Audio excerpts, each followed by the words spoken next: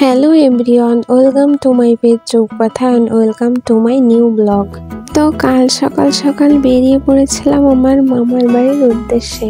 আর এটা হলো আমার মা গিয়েছিল বাজার অবধি, একটু কাজ ছিল তাই।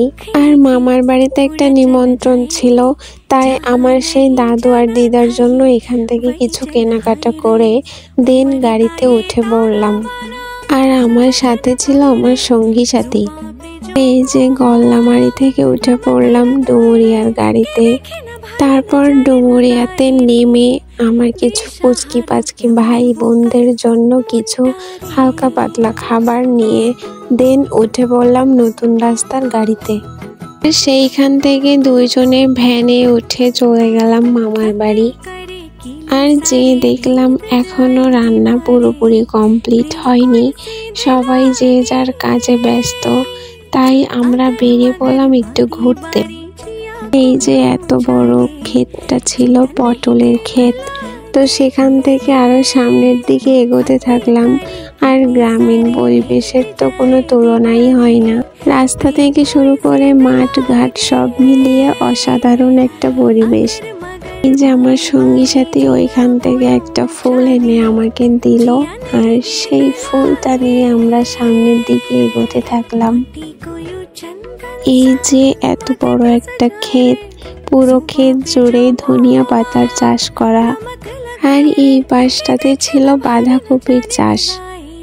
সামনে গিয়ে একজন মহাপুরুষকে দেখতে পাই, কারণ এই শীতে সেই এই পুকুরে স্নান করতেছিল। আর এটা কি কেউ কি বলতে পারবা? আমার কাছে শহরের থেকে গ্রামীণ পরিবেশ বেশি সুন্দর লাগে। এখানে আর যাই হোক প্রাণ খুলে একটা নিঃশ্বাস নেওয়া যায়, আর চারিপাশে সবুজে ঘেরা খোলামেলা পরিবেশ থাকে, বেশ ভালো লাগে কিন্তু। আর এইখানটাতে ধানের বীজ ফেলানো হয়েছে ধান চাষের জন্য, এটাকে নাকি চাতর বলে। আর এই যে এই পাশটাতে ছিল লিচু বাগান। তো কিছুক্ষণ ঘোরাফেরা করে দেন ওখান থেকে ফিরে আসি। আর এসে দেখতে পাই যে খাওয়া দাওয়া অলরেডি শুরু হয়ে গিয়েছে, আর আমরাও দুজনে বসে পড়ি খেতে।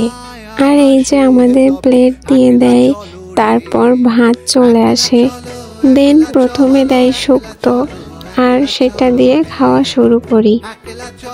আর এই যে আমার সঙ্গী সাথী, সেও খুব মজা করে খাচ্ছিল।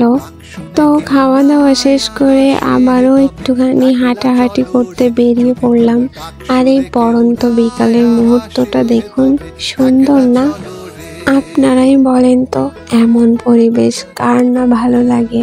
তারপর সবাইকে টাটা বলে বাড়ির উদ্দেশ্যে রওনা দিলাম। আর সব মিলিয়ে কাল একটা সুন্দর সময় কাটিয়েছিলাম। তো আজকের মতো ভিডিওটি ছিল এ পর্যন্ত। দেখা হবে আবারও নতুন কোনো ভিডিওতে। ততক্ষণে সবাই ভালো থাকবেন, সুস্থ থাকবেন। বাই।